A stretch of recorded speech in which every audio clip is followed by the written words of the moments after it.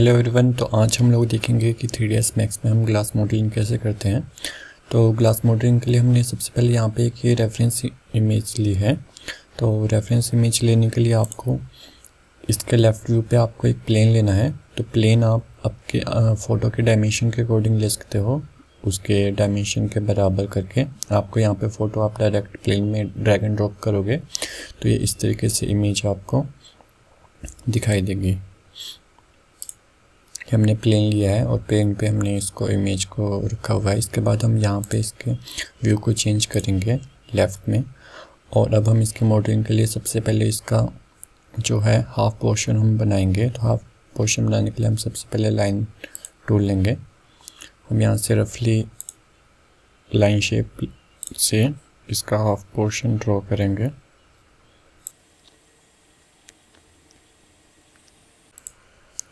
अब इसको सेंटर में लाके आपको इसको क्लिक करना है और यहाँ पे बाहर आप राइट क्लिक करोगे तो ये इस कमांड से बाहर आ जाएगा।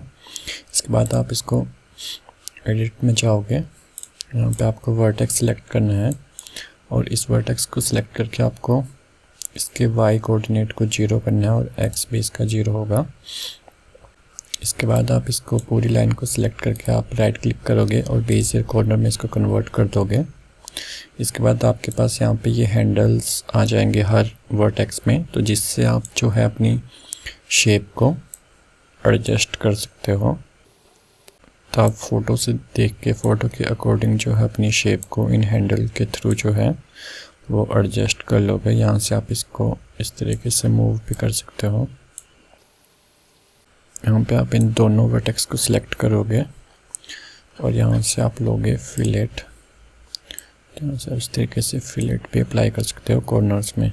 जैसे ये कॉर्नर है तो सबसे पहले इस ऊपर वाले को कर लेते हैं।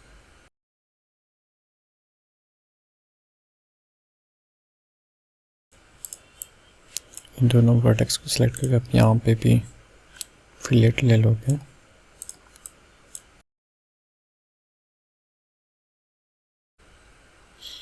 जब आपकी शेप पूरी तरीके से ग्लास के अकॉर्डिंग बन जाएगी उसके बाद आपको यहाँ पे मॉडिफायर पे जाना है और आपको यूज़ करनी है यहाँ से लेथ कमांड। लेथ मॉडिफायर का हम यूज़ करेंगे। तो लेथ मॉडिफायर लेने के बाद हमने इसके यहाँ पे सेगमेंट्स को इंक्रीज़ करना है अराउंड 25। के बाद हम इसके डायरेक्शन को चेंज करेंगे वाई पे और यहाँ से इसको करेंगे फ्लिप नॉर्मल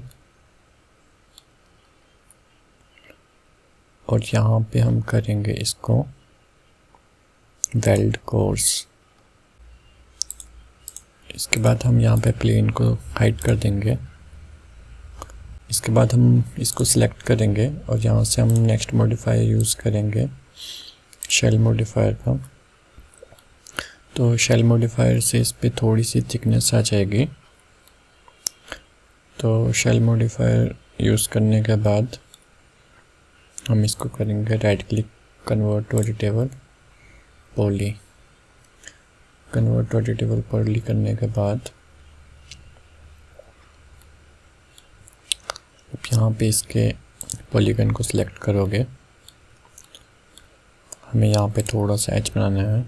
इसके बाद एक पॉलीगन को सिलेक्ट करके हमें अगर पूरा ये सर्कल में सिलेक्ट करना है तो हम शिफ्ट प्रेस करके रखेंगे और इस तरीके से सिलेक्ट करेंगे तो ये पूरा सिलेक्ट हो जाएगा। इसके बाद हम यहाँ पे पॉलीगन पे जाके लेंगे एक्सट्रूड और यहाँ से एक्सट्रूड सेटिंग्स। इसके हम एक्सट्रूड को थोड़ा सा कम करेंगे इस तरीके से, प्रेस करेंगे ओके। हम फिर से इस एज को सिलेक्ट करेंगे शिफ्ट प्रेस और इसके इनर वाले हमने पॉलीगन्स को भी हम सिलेक्ट कर लेंगे शिफ्ट इस तरीके से। और अब हम यहाँ से लेंगे बेवल सेटिंग। अब हम करेंगे लोकल नॉर्मल और इसका साइज कम करेंगे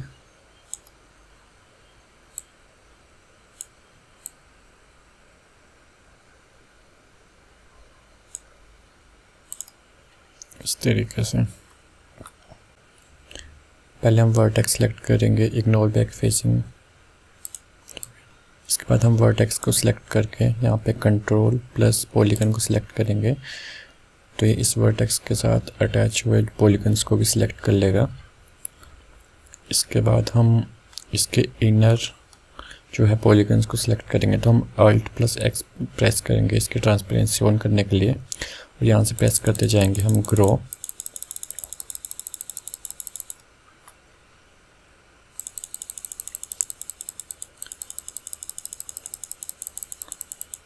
यहाँ तक, और अब हम इनको इनर पॉलीगन्स को डिलीट कर देंगे।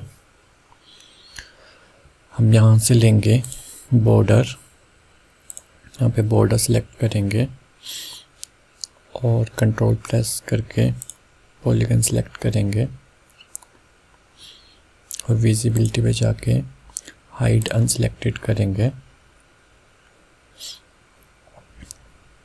इसे हमें फिर से इसका बॉर्डर लेना है और यहाँ से हम करेंगे इसको हल्का सा स्केल इनसाइड की तरफ को, और यहाँ पे हम करेंगे कैप पॉली इस तरीके से। इसके बाद हम यहाँ से पॉलीगन लेंगे, इनसाइड वाला पॉलीगन सेलेक्ट करेंगे और यहाँ से इनसाइड पे क्लिक करेंगे, और इनसाइड में क्लिक करने के बाद इसको थोड़ा सा अंदर की तरफ इंसर्ट करेंगे। इसको हम इसके बाद हम इसको सेलेक्ट करके हम इसको मूव टूल से नीचे की तरफ को मूव करेंगे। इसके बाद हम यहाँ पे फिर से इंसर्ट लेंगे और यहाँ पे हम फिर से इसको मूव करेंगे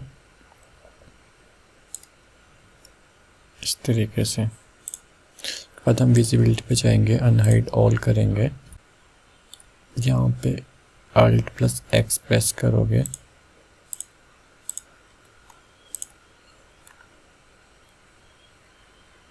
तो अब आप देखोगे कि इसके बीच का जो होल है वो अब शो नहीं हो रहा।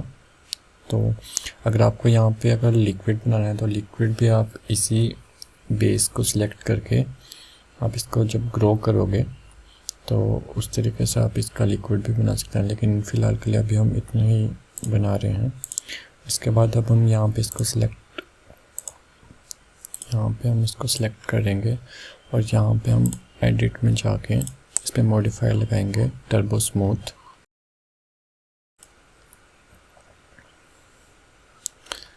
तरीके से हमने ये टर्बो स्मूथ लगाया हुआ, तो ये हमारा ग्लास जो है वो रेडी हो चुका है। तो नेक्स्ट वीडियो में हम इसकी रेंडरिंग का देखेंगे कि हम इसको रेंडरिंग किस तरीके से कर सकते हैं। तो आज की वीडियो में सिर्फ इतना ही। ऐसे वीडियोस देखने के लिए चैनल को सब्सक्राइब कीजिए, वीडियो को लाइक एंड शेयर कीजिए। Thank you so much.